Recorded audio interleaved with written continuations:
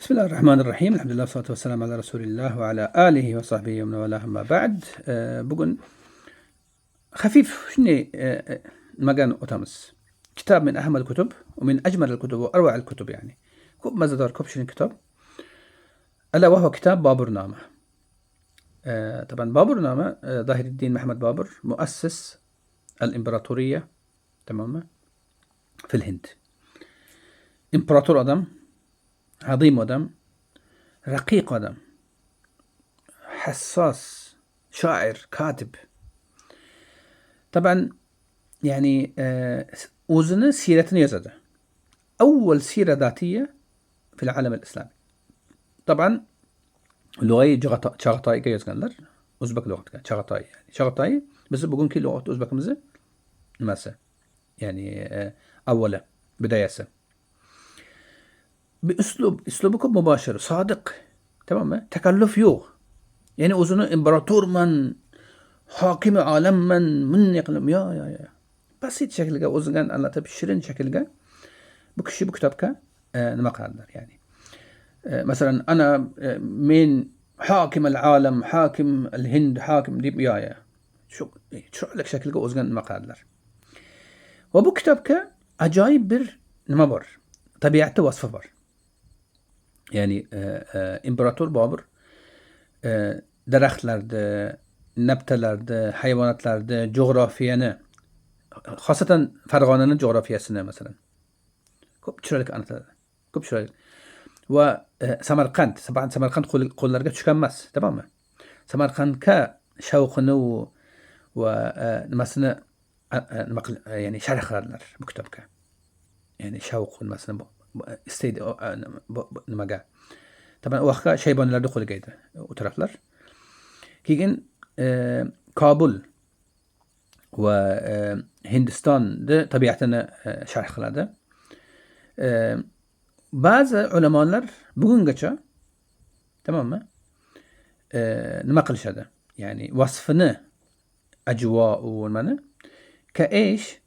كمرجع تاريخي، بالمرجع تاريخي تماما بأو مناخ حيواناتك قرقانجا، يعني علمي شكلها مرجع على شده وقشده بكتبت.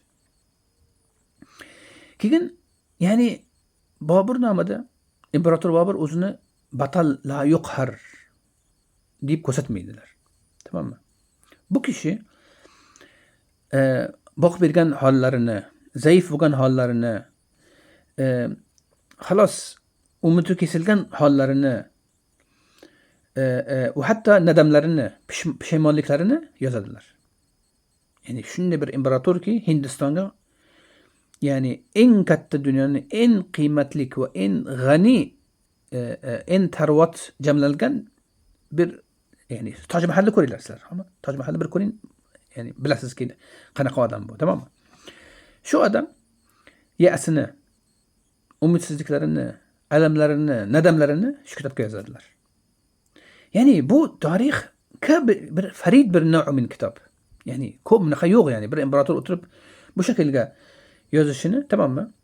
Ve hatta şavkını Samarkand'ka. Şunne şavk man billah, şunne man billah maqallada. Yani Samarkand'da şayxlar yani. Yok tarih yani bu kitap. Şunne bir imparator adam yazgan mısa. Taban bunu kitap Babur qaysi boshlaydi. Vodiy Farg'onadan chiqqan keyin, tad bo'lgandan keyin, tamommi? Keyin ko'p qo'shishganlar Samarqandda qaytib olishga, ololmaganlar. Keyin qaror olganlarki men janubga ketaman, Hindga ketaman deb.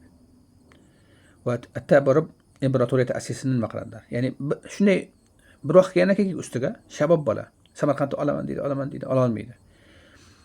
Bir o'nlarcha askarini bilan tashqariga xayma qolmas ekan, tashqariga xaymani ichiga yetisha olmas ekan.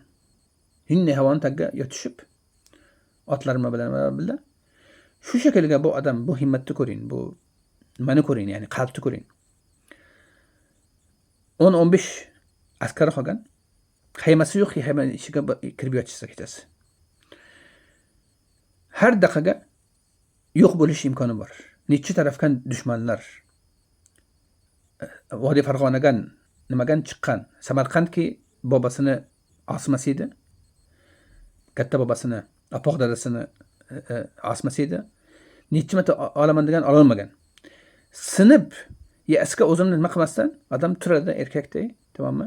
Boradi katta imperatoriya Hindistonga ta'sis qiladi va bu imperatoriya 400 yildan ko'ra ko'p, 470 yil davom qiladi va dunyoning eng katta imperatoriyalaridan va eng ya'ni sarovatli imperatoriylardan bittasi bo'ladi.